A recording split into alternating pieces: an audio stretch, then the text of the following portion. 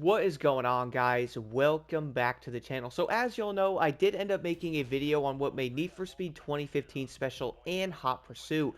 Now I'm going to be taking a look at Need for Speed Rivals. Stay tuned for Need for Speed Payback, and also I have other games planned I'm going to be doing a similar topic based on, so do stay tuned for those. But in this, I do want to talk about Need for Speed Rivals. Now I admit though, I have been playing this a bit more recently, been trying to jump back in, be a racer, be a cop and all that, try both sides of it. And there's a few things I did actually want to talk about that made this game special in good ways, but we can also agree it probably made it special in a few bad ways. Now, I did want to start off with saying that if you are jumping into Rivals here in 2025, you're most likely not going to be seeing that many players, or most likely not any at all for that matter. Don't get me wrong, it's not a big issue. I mean, this game is still going to be a lively open world even by yourself, which I would say is going to be a great design. Like, don't have the entire game based online to where it's like, oh, you have to be online for the game to be good. But no, you could still play Rivals right now in 2025 by yourself and have a great time with it.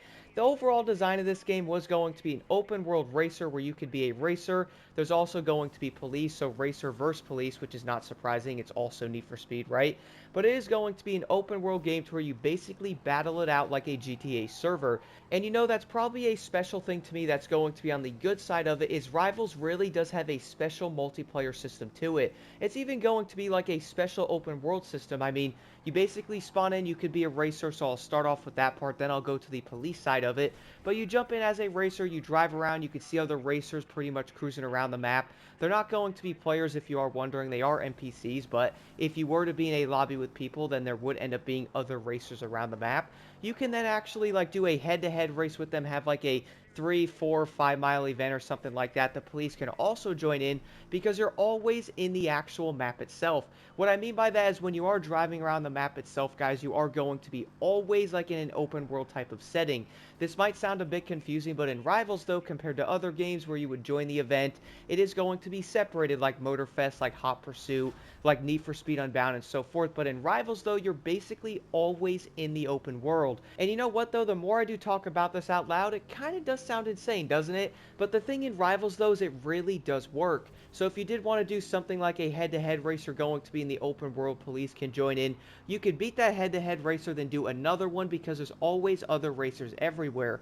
Now, if you did want to do like a time trial type of event or like a regular race, even like a Hot Pursuit event, you go to that location, you see the arrows on the ground, you start it up, and you're always again in an online type of thing. Not going to say like there's always players because you're most likely going to be by yourself. I mean, heck, I'm pretty sure you could be in a regular private server by yourself in this game anyway. So the thing is, you jump in there, there's always going to be police no matter what race you do end up doing. I do think like the regular races don't have a big chance for police like the other ones do. Like, for example, if you do a Hot Pursuit race, then yeah, it's going to have a high chance you might start with police, or you might end up even seeing a lot more police in that event because it is going to be considered a Hot Pursuit race, so they are probably going to be everywhere. Now, I am going to say the entire open world design in this game really was special in good ways, but I also have to say it's kind of terrible in some bad ways, though. The reason why I do say that is if you are a racer, guys, you do want to cruise around a bit, which I would say a lot of players probably want to jump on Need for Speed, like, for example, Heat, Unbound, maybe Payback or something, go drive around a bit. In Rivals, though, if you want to drive around, guys, there's always police everywhere. So no matter what you want to do, you could be cruising down the road, man, going like 35 in a 30, and the police are like, yo, what is this guy doing, bro? Let me go pull him over. Then you get in a police chase, and it just kind of gets a bit annoying. I feel like that was a big L when it does come to online with it, because yeah, like the whole world works together. I do like that aspect, how they did it, but can I at least drive around my car a bit, man, and not have police on me 24/7?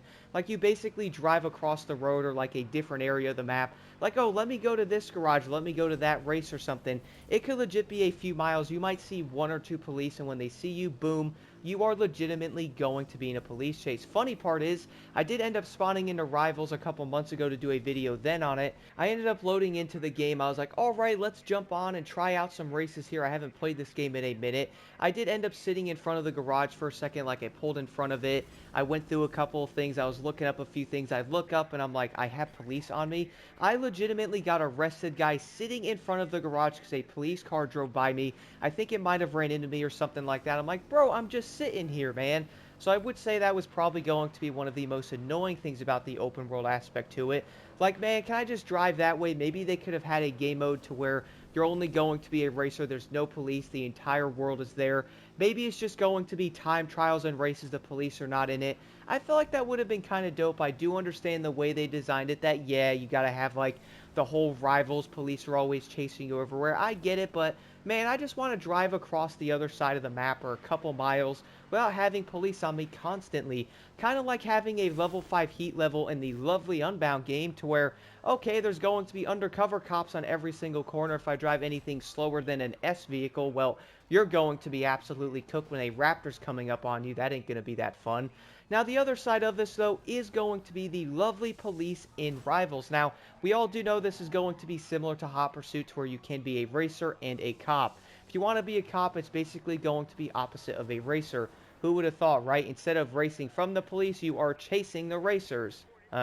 Probably a good way to put that, am I right? But similar to being a racer, though, when you are going to be in a police car, you're still going to see, like, the racer rivals basically driving around. Now, instead of racing them, you can basically engage in that and take them down like an interceptor type of thing. Other police will end up engaging, and sometimes when you're driving around, the other police in the game, which normally are going to be like random NPC police cars, whether it's like a Charger, could be other crazy cars as well, but they are going to be chasing those racers. When you drive by it, it instantly starts up. You can help them take down the racer, and boom, it's going to be over. You're then going to have like the rapid response type of things, which is basically a time trial that we did end up seeing in Hot Pursuit. Then we're going to have the main Hot Pursuit events when there's like 7 or 8 racers, maybe 6 or something. You have to take all of them down before the event does end up ending, or at least a few of them, to at least pass it so you can complete it. It is going to be very similar to the lovely Hot Pursuit game, which is still one of my favorites. Really do love Hot Pursuit so much, but playing Rivals, though, guys, we can all agree that, yeah, the game is going to be a different setup than that one, and I do feel like my favorite thing in this game is probably going to be the police, but I also like being a racer. The thing about the police, though, is you're basically always wrecking the other racers. You can definitely tell that, well, I don't want to say this, but I have to. The police are just going to be better. I had to say it, man. Yes, the racing career is going to be fun, driving those cars, running from the police. It's dope. But the thing is, we can all agree the police really do have such a big advantage. They are going to be always being able to hit you and stuff like that. They're always going to be engaging you when you are a racer. So it really is going to be heavily based on the police side of it, at least from what I did see, though. And playing this game a bit, I was like, okay, so I did a few races as a racer. I liked it. It was cool. Let me go be a cop now. I was having a lot more fun with being a police officer. And I do feel like the reason for that, though, is when you are being a police officer, the biggest thing is all you have to do is wreck every single racer, and then you're pretty much going to be good to go. You run into them, use your weapons, drive through the gas station, get all your weapons back, and pretty much absolutely destroy them. So yeah, I think we can all agree it really is going to be based on the police side of it a tad more than being a racer. The thing is, though, I do like the adrenaline rush when you are being a racer, like it is entertaining. But speaking of being a racer and it's going to be annoying with the police chasing you, you guys know what else I did want to talk about in Rivals that I feel like everybody doesn't like, or at least had a lot of mixed opinions on it. You guessed it, that is going to be the weapons. I'm also going to come out and say it. Need for Speed Hot Pursuit was way better with the weapons, man. I said it. I might even make a separate video on that. But this is also something I really did have to talk about. So looking at the menu here, heading over to the Pursuit Tech. Now keep in mind I am going to be on the police side of it for the first part of this. You are going to have 2 different slots you can use for your weapons, right? Probably not that surprising. But when it does come to the weapons on the police side of it, though, you are going to have the helicopter here, which is most likely not all that surprising. Basically, every single Need for Speed game has a helicopter that does end up chasing you. But with this one, though, you can indeed call it in. It will drop a spike strip, basically like Hot Pursuit. We're then going to have the electrostatic field, which is basically going to make your entire car pretty much like electric, or having like that entire shockwave around it. Does a ton of damage to racers. That is basically the only one I use on the police cars. It's that good. It's also going to protect you from mines and all that great stuff. We're then going to have the EMP, moving over to the next thing, though, a roadblock, and then also the shock ram, which basically makes the front of your car like the static field. You can then run into other cars and do a ton of damage to them. We're then finally going to have the spike strip, which I would say is probably obvious, but backing out of this, though, and heading over to the racer part of it, well, it is going to be fairly similar, but also different. Now, when looking at the racer part of it, guys, I did have to switch my car because for some odd reason, every time I had the Porsche 911 on there, well, my game would always crash for some odd reason. But now looking at the McLaren P1 here, you're also going to have two slots, fairly similar to the other one. We're going to have the electrostatic field there. We're going to have the EMP. Moving over, we're then going to have the jammer like in Hot Pursuit. Then we're also going to have the shockwave here, which is similar to the other one, but this is going to damage vehicles around you and stuff like that, so it is going to be pretty dang great. Then we're also going to have the stun mine afterwards.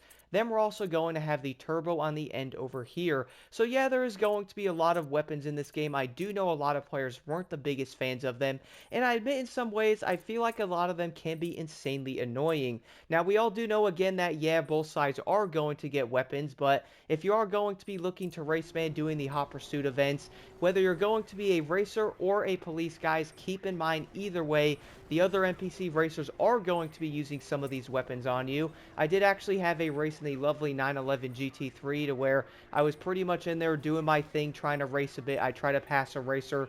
He was going to be faster than me, but when I would get near him, he would use one of the weird weapons on me. My car would get insanely damaged. I would then go, okay, let me keep racing. I got hit again.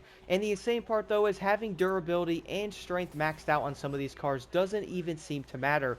Now, sure, using like a different car is probably going to give you more durability and strength compared to something like a P1 or like a 911 GT3, but even then, though, having some of these upgrades on the vehicle, man, I just feel like they don't work all that great. And even in some times of using like a racer vehicle, well, you are most likely going to get hit by the weapons, by the racers, by the police. You're then going to get hit by like the electrostatic field from like an NPC racer. Then the police is going to hit you with like an EMP. Then they call in a roadblock. A helicopter comes in.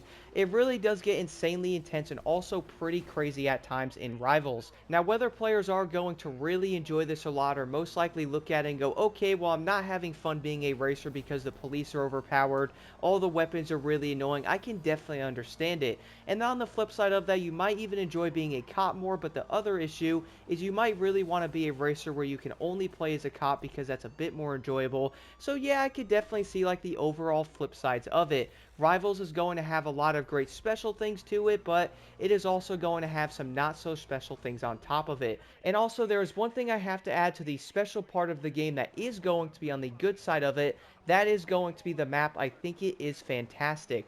Besides all of that though, guys, I am curious to know your thoughts on Need for Speed Rivals in the comments below. Like, what do y'all think made Rivals special in a good way, but at the same time, what made Rivals special in a bad way? I'm probably going to guess right now and say that many players are like, yo, it's the weapons. Which, funny part is, after playing the game a bit, being a racer, I kind of have to agree, man, it is a bit frustrating. And I do want to mention, though, stay tuned for more of these types of videos coming in the near future. I do think it's fun revisiting some of these old racing games, but also, I might even add some other games into these type of topics.